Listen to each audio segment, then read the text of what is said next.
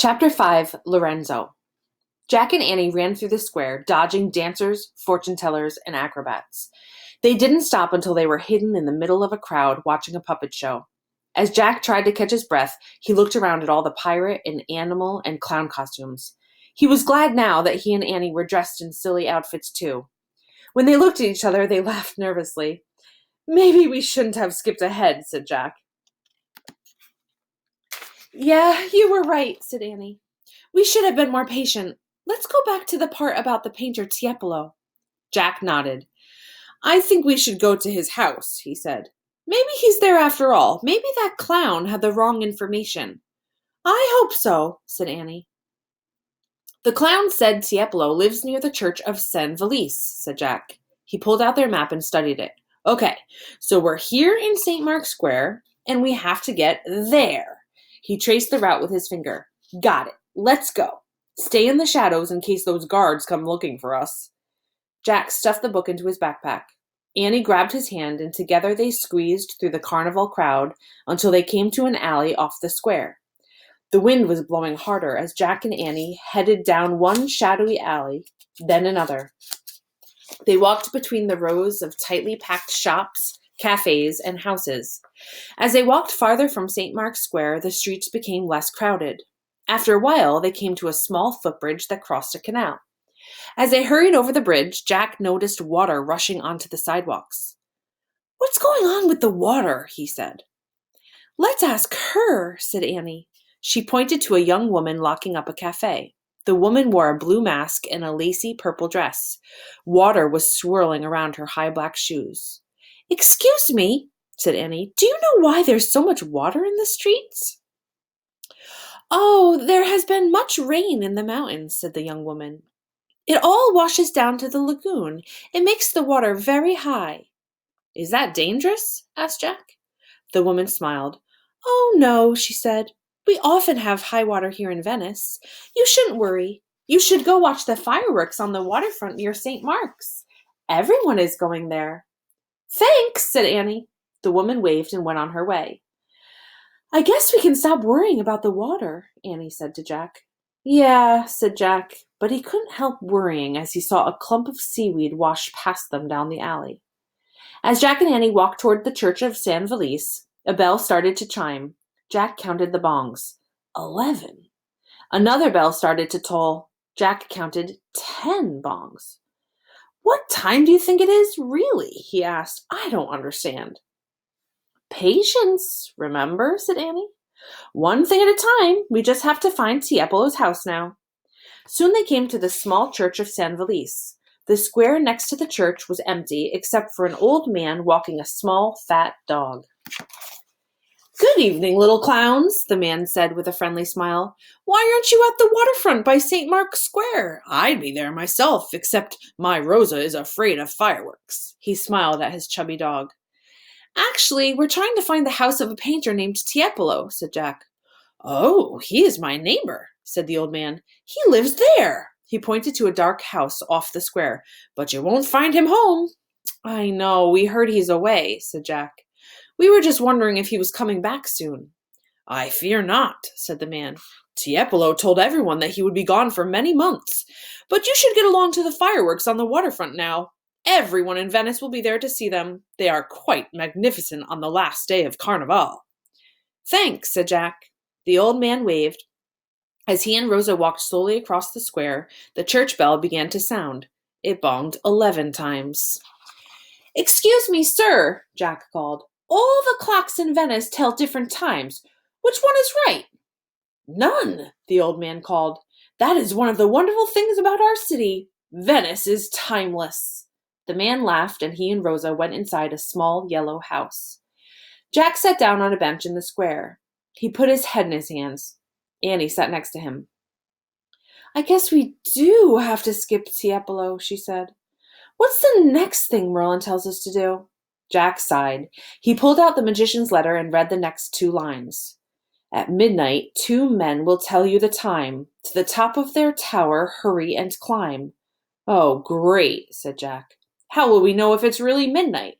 The man just said none of the clocks are right because Venice is timeless." According to Merlin, 2 men will tell us the right time, said Annie. 2 men who own some kind of tower we have to climb. Right, said Jack, but that makes no sense either. Who are they? How are we supposed to find them? We'll have to skip that part too. We're skipping our whole mission, whatever it is. A terrible disaster is about to happen to some grand lady of the lagoon, and we have no idea who she is. We don't know what the disaster is. We don't know where to find the ruler of the seas, or how to find a painter named Tiepolo, or even how to tell the right time. We're completely failing Merlin's test. Calm down. We just have to be patient, said Annie. Everything will make sense soon. How soon? Said Jack. He felt cold and wet and miserable. Very soon, said Annie. In fact, I think I see a light now inside Tiepolo's house. She stood up. I definitely see a light. Annie ran over to the small house off the square. She peeped through a window. Jack! She called in a loud whisper. Come here! Jack walked over to her. Someone's painting in there, said Annie. Through the window, Jack saw a candle burning in a corner of the room. He saw canvases and pots of paint. He saw a boy standing at an easel. The boy was painting a picture on a large canvas. He's just a kid, said Jack with disappointment. He can't be Tiepolo. So what, said Annie. Maybe he can help us. She tapped on the glass. The boy looked up. He carried his candle to the window and opened it. He had reddish-brown hair and big eyes. Hello, he said. Are you looking for someone? I'm Annie, and this is my brother Jack, said Annie. We're visiting Venice, and we were hoping to find a painter named Tiepolo. You have just done so, the boy said. My name is Lorenzo Tiepolo. Lorenzo had a very serious manner. You're a painter too? Asked Annie. Yes. As you can see, I am painting right now. I help my father and my older brother with their paintings, said Lorenzo.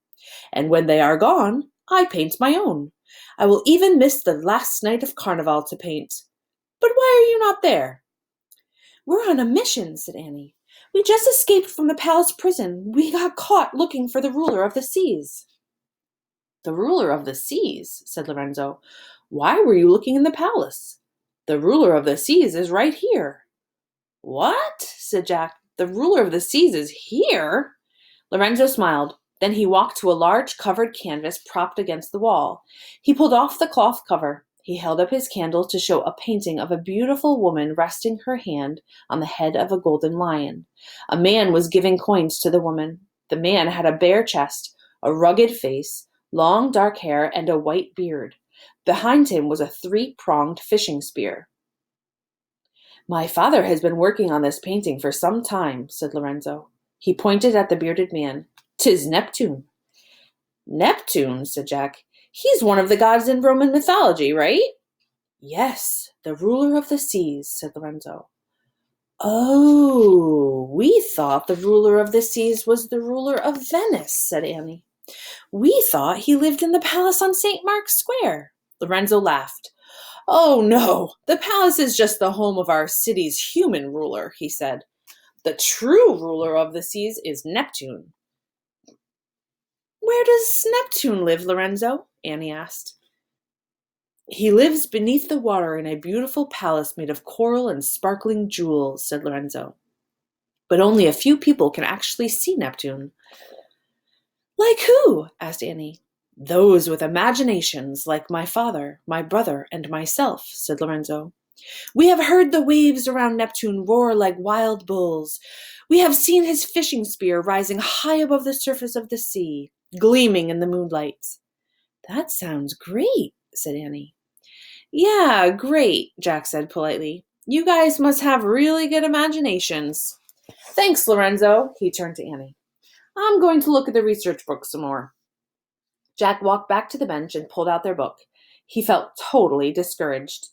Neptune wasn't a real person. They'd come to another dead end. Annie stayed by the window. Lorenzo, one more question, she said. Why is Neptune giving a gift to that lady? Neptune is offering the riches of the sea to Venice, answered Lorenzo. So the lady in the painting is supposed to be the city of Venice, said Annie. Yes, said Lorenzo. This is how my father thinks of Venice. She is the grand lady of the lagoon. Jack looked up from the book.